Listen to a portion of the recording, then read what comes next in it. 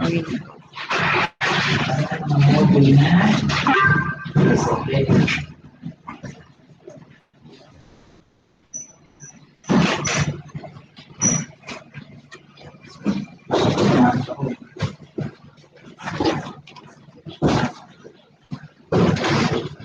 day, everyone.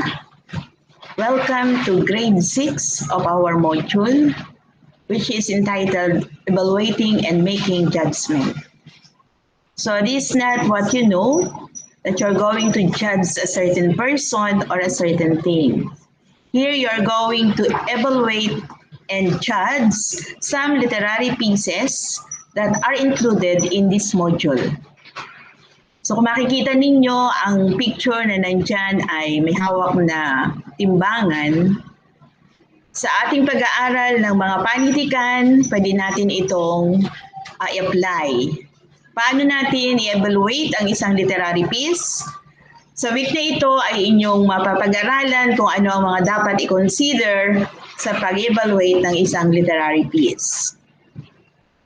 So, evaluating a text or performance has always been subjective in its very sense.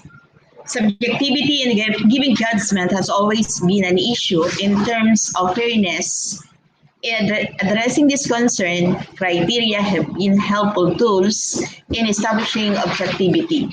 So, yung sinabi ko kanina sa pag-i-evaluate, kailangan meron tayong sinusunod na criteria upang sa ganon, ay maibigay natin ang tamang judgment or evaluation sa isang literary piece. So, let us begin this lesson by doing the learning task 1. So again, meron ditong painting or pictures na nandun na makikita ninyo sa inyong module. So, tingnan ninyo itong mabuti, pag-aralang mabuti kasi meron itong mga meaning na sinasabi. So pagkatapos ninyo mapag-aralan ang painting na ito, ay inyong sagutan ang mga tanong. So naka-flash sa inyong screen ang mga tanong na kung saan ang kasagutan ay kukuhanin ninyo diyan sa inyong painting. Ang lahat ng inyong sagot ay isusulat ninyo sa answer sheet. So let's say for example, question number 1. What specific features of painting or pictures are manifested? Ano ang ibig sabihin nito?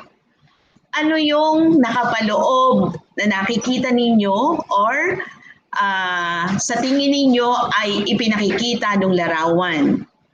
So again, I am allowing you to write your answer. If you cannot write your answer in full English, you're allowed to use or write your answer using the Taglish. So para makita ko lang kung talagang may naiintindihan kayo or naunawaan ninyo yung sinasabi noong painting. Okay, so let's proceed the learning task 2. So here in learning task 2, there is the title of a song given to you, which is entitled To Love Again. If you don't like to read the lyrics and you have any internet connection, you may download the music and then you can able to hear it. Kasi as what I am observing, mas nakaka-relate kayo ng meaning kung pinakikinggan ninyo ang isang song. Unlike kung ito ay basta ninyo babasahin, hindi ninyo makuha yung meaning. But I always observe that you can really appreciate the meaning of the song if you are singing with it or you are listening to it. So again, after you have listened to that particular song, To Love Again, you have different questions here. And then you're going to answer those questions, and then the answers again will be written on the boxes that are provided in your answer sheets. So first question is, how do the two differ in terms of expressing emotions portrayed in the song? So in the song, there is two kind of emotions expressed by the singer of the song. So you're going to identify it. Then another question is for you, which rendition more relevant and charismatic? So kaya nga i-evaluate ninyo yung kanta. So alin doon ang sa tingin ninyo ay charismatic? May dalawa kasing rendition yung song. So alin doon sa dalawa ang religious? So para ninyo siya ma-evaluate, of course, you have to understand the content of the song. So pag-aralang mabuti kung ano ang nilalaman ng awitin, hindi porke maganda sa pandinig, ay ito ay meaningful na. So merong mga songs na hindi masyado nating na-appreciate, pero kung inyong pag-aaralang mabuti at kukuhanin ang ibig sabihin nito, ito yung mga awitin na kung saan ay pwede nating i-relate sa ating everyday life. Okay? So that is the learning task 2 again. You're going to read the lyrics of the song entitled To Love Again. And then after you have read it, there are specific questions that you're going to answer to. Again, don't forget to write your answer on the box provided in your answer sheets. So paano ba tayo mag-evaluate ng isang literary piece?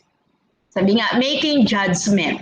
So minsan nalilito tayo, akala ninyo pag making judgment, you are going to go into the court or you have committed sin and then you are going to be judged. Hindi ganon. Pag sinabi nating evaluating and making judgment in a literary piece, you are evaluating as a certain, it may be a poem, a song, or a short story wherein you're going to use the sense of objectivity. So again, being objective means being fair. Hindi porke nakita ninyo na maganda yung sulat, ay akala ninyo ay maganda na rin ang nilalaman. Usually, nadidisib tayo diyan. Kaya nga, meron tayong kasabihan na don't judge a book by its cover. So kailangan basahin muna ninyo para malaman ninyo kung ano ba talaga ang nilalaman nito. Kung ito ba ay makabuluhan or it is very meaningful and reliable and can be related into our own life. So, aalisin daw natin yung personal feelings. Sabi, personal feelings are detached. Kaya nga ako minsan, pag nagpapagawa ng essay ang teacher, tinatakloban yung pangalan para hindi niya ma-identify kung sino yung gumawa nun. Kasi kung minsan, akala natin yung isang tao, kapag kilala na nating mahusay ng gumawa ng essay, lahat ng ginawa niya is very good. Kaya kung minsan, pag nakita yung pangalan, binibigyan natin agad siya ng kahulugan or nagko-conclude agad tayo na maganda ang ginawa niya. Saka nga yung sinabi ko kanina, kapag maganda at malinis ang handwritten, although isa yung point para ma-judge natin yung isang written word, pero ang pinakamahalaga is meron tayong criteria na sinusunod sa pag-evaluate or pag-judge ng isang literary piece. Minsan ang ating mga mata is nagkakamali ng ating nakikita kasi minsan hindi nakikita natin yung hidden meaning. Kaya nga again, when you are evaluating and making judgment, you have to be objective. You have to follow a certain criteria in evaluating and making judgment. Okay? Basically, when you talk about criteria, they are standards or a set of principles considered in judging a particular work, output, or performance. They may be varied depending on what is to be judged or evaluated. Criteria is in evaluating an essay may be different in evaluating a song. So once na tayo ay nag-judge or nag-evaluate ng isang literary piece, hindi pwede tayong gumamit ng pare-parehong criteria. Sabi nga dito, ang criteria sa pag-evaluate ng song is different in evaluating a poem or a certain short story. Kaya nga, we are judging a certain literary piece depending on the criteria that we are going to follow when you are judging or evaluating a certain literary piece. So what are those criteria or indicators in evaluating a text? One is content, another is cohesion. So what do you mean by content? It refers to the idea, concept, focus, or details of the subject matter as discussed in the text. So, unang-una, pag nag-evaluate kayo ng isang literary piece, ang una ninyong titingnan ay ang nilalaman. Content, nilalaman. Ano ba ang sinasabi o ano ang pinakatema ng inyong ini-evaluate? So kailangan ninyong pag-aralan at makuha ninyo kung ano yung nilalaman. Doon kayo mag-focus. So pag nagawa kayo ng essay, binigyan kayo ng teacher ng certain topics. So kinakailangan tingnan ng teacher kung ang nilalaman ng ginawa ninyong essay ay related to the topics given. So kapag malayo yung mga sinasabi ninyo doon sa topic, mababa na ang magiging points ninyo pagdating sa content. Another criteria is cohesion. This refers to the connection and organization of words, phrases, idea, and concept presented in the text. We are following certain rules in arranging events. We are really referring to the first event, then going to the second event, until to the final events. That's why we are using some connectors. Ito yung nag-uugnay ng mga pangyayari, yung mga pagdudugtong ng mga kwento. So kinakailangan pag nagkwento ka, syempre, nagsisimula ka sa una, hindi yung nagkwento ka ay nagsimula ka na agad sa gitna. So titingnan mo kung paano pinag-ugnay-ugnay at ibinigay ang bawat pangyayari ng sumulat ng isang akda. Okay? Again, you have to give focus on content and then cohesion. Next indicator is the word choice. The word choice deals with an appropriateness of words, especially in terms of depth and level of formality. Kapag gumawa ka ng essay, titingnan mo kung sino yung mambabasa mo. Baka sobrang bigat ng ginamit mong words, pero hindi naman ito naintindihan ng babasa nito. So you have always to consider your audience, the reader of your piece. Minsan, akala natin kapag gumamit ng napakabibigat na words ay napakagaling na ng author.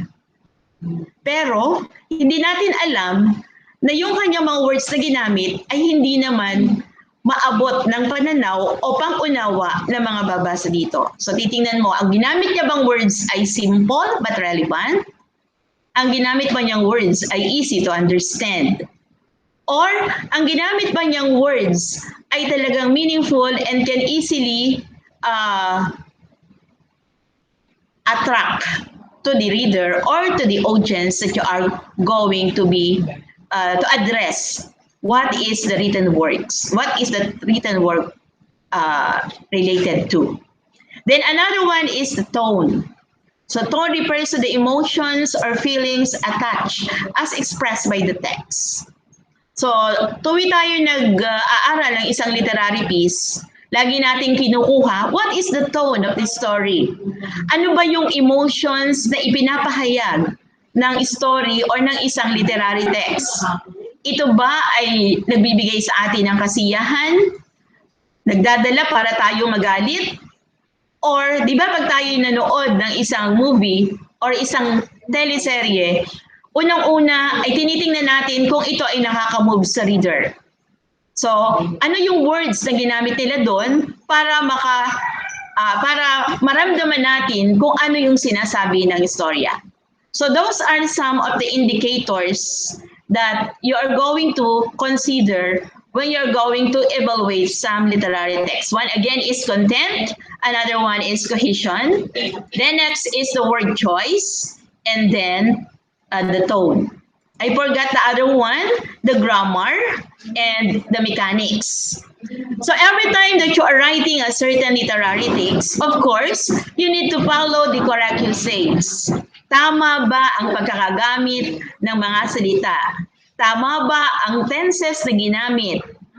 Tama ba ang spelling? Tama ba ang pagkakaugnay-ugnay ng salita?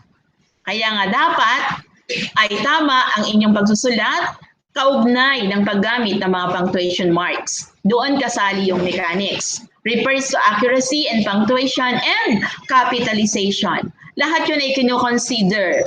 Tama ba ang isinulat niya sa introduction, sa body, and sa conclusion?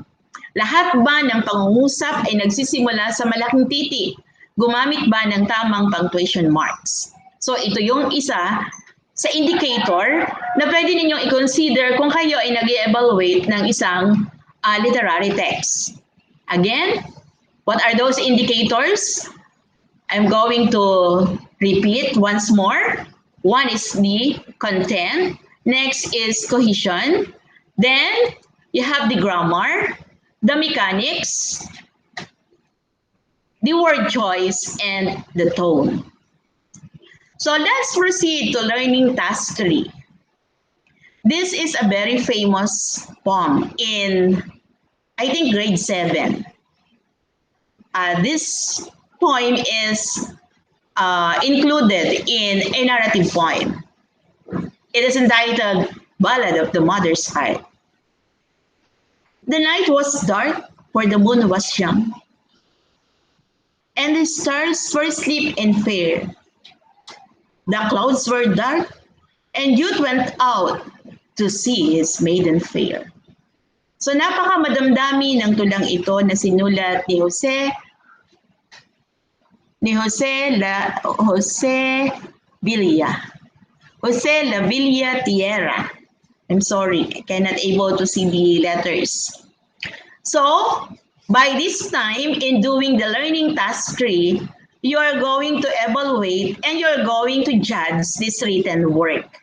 This is included in Philippine Lit. So again, this is a poem which is very emotional. Upon you're reading this, you can feel the emotions of a mother, and at the same time, you're going to feel angry with the actions of the young man. So you're going to evaluate this using the indicators that I discussed a while ago. Okay. So after the poem, you have the different questions, and then you're going to answer those, and then again, you're going to write that on the space provided. You're going to do that also in learning task 5. So in learning task 5, you have also the certain piece, then you're going to evaluate again using the following criteria. Okay.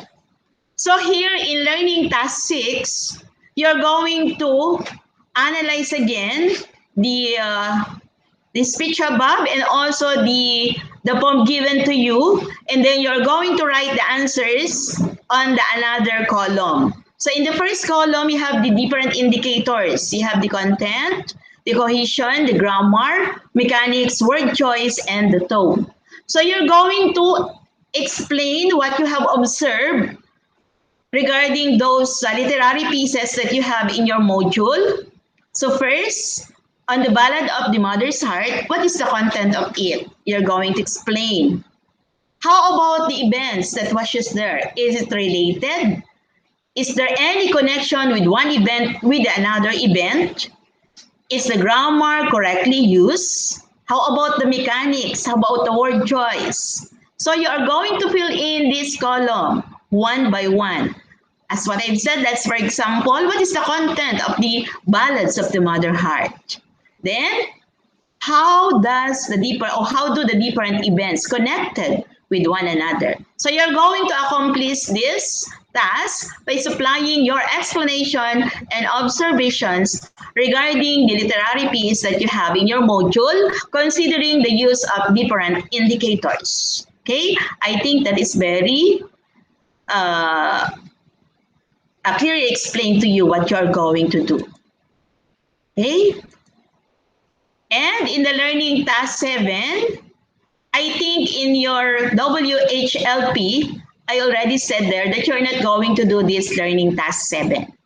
Let us reserve that for another week.